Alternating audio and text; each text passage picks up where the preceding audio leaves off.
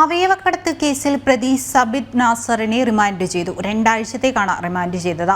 അവയവ കച്ചവടത്തിനായി 20 പേരെ ഇറാനിലേക്ക് കടത്തിയതായാണ് case. Nedumbassery police ഇന്നലെയാണ് പ്രതിയെ അറസ്റ്റ് ചെയ്തത്. സുധീഷ് ഗോപാൽ ചേരുന്നുണ്ട്. സുധീഷ്, എന്തൊക്കെയാണ് ഇത് സംബന്ധിച്ച വിശദാംശങ്ങൾ?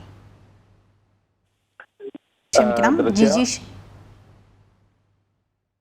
അവയവ കച്ചവടത്തിനായി ഇറാനിലേക്ക് മനുഷ്യക്കടത്ത് നടത്തുന്ന റാക്കറ്റ് പ്രവർത്തിക്കുന്നുവെന്ന് ആദ്യം കേന്ദ്ര ഇന്റലിജൻസ് ബ്യൂറോ ആയിരുന്നു ഇതുമായി ബന്ധപ്പെട്ട വിവരങ്ങൾ നൽകിയത്. അതിന്റെ അടിസ്ഥാനത്തിലാണ് ഈ IB നൽകിയ വിവരങ്ങളുടെ അടിസ്ഥാനത്തിലായിരുന്നു പ്രതി സാബിത്തിനെ നെടുമ്പാശ്ശേരി വിമാനത്താവളത്തിൽ ഇമിഗ്രേഷൻ ഉദ്യോഗസ്ഥർ തടഞ്ഞു വെച്ചതും നെടുമ്പാശ്ശേരി പോലീസിന് കൈമാറുകയും ചെയ്തത്.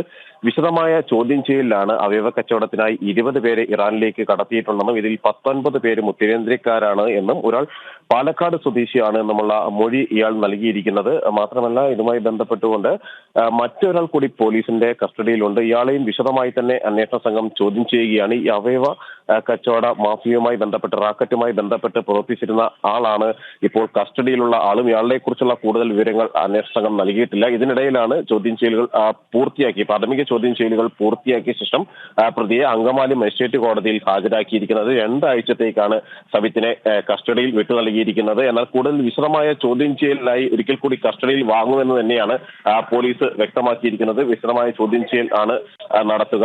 ഇപ്പോൾ പുറത്തുവരുന്ന വിവരങ്ങൾ അനുസരിച്ച് 2 കോടി രൂപ വരെ വിൽക്ക ആവശ്യമുള്ള ആളുകളിൽ നിന്ന് വാങ്ങിയതിന് ശേഷമായിരുന്നു പ്രതികൾ നൽകിയിരുന്നത്. ഈ ഇത്തരത്തിൽ കൊണ്ടുപോകുന്ന ആളുകൾക്ക് നൽകിയിരുന്നത് 10 ലക്ഷം രൂപയാണ്. മാത്രമല്ല, ഇതിലൂടെ 6 ലക്ഷം രൂപ വരെ കമ്മീഷനായി ഓരോ ആളുകളിൽ നിന്നും ഇത്തരത്തിൽ വാങ്ങിയെടുക്കുകയും ചെയ്തു. ഈ ഇടപാടിലൂടെ ഇവർ 6 ലക്ഷം രൂപയോളം കമ്മീഷൻ വാങ്ങിയെടുക്കുകയും ചെയ്തു. രാജ്യാന്തര തലത്തിൽ തന്നെ പ്രവർത്തിക്കുന്ന രാജ്യാന്തര അവയവ കച്ചവട മാഫിയയിലെ കണ്ണികളാണ് ഈ സബിത്ത് അടക്കമുള്ള ആളുകൾ എന്ന വിവരം കൂടിയാണ് അന്വേഷണ സംഘത്തിന് ലഭിച്ചിരിക്കുന്നത്. ഇത് കേന്ദ്രീകരിച്ചാണ് പ്രധാനമായും അന്വേഷണം പുരോഗമിക്കുന്നത്. അതോടൊപ്പം തന്നെ വിവിധ കേന്ദ്ര രഹസ്യാന്വേഷണ ഏജൻസികളും ഈ അവയവ കടത്തുമായി ബന്ധപ്പെട്ട് വിശദമായ അന്വേഷണത്തിലേക്ക് ഇപ്പോൾ കടക്കുകയും ചെയ്തിട്ടുണ്ട്. ദൃശ്യ ജിജീഷ് കർണാവറിനാണ് എറണാകുളത്ത് നിന്ന് വിവരങ്ങൾ നൽകിയത്. അവയവക്കടത്ത് കേസിലെ മുഖ്യകണ്ണിയായ സബിത് നാസറിനെയാണ് 2 ആഴ്ചത്തേക്ക് അങ്കമാലി മജിസ്ട്രേറ്റ് കോടതി റിമാൻഡ് ചെയ്തിരിക്കുന്നത്.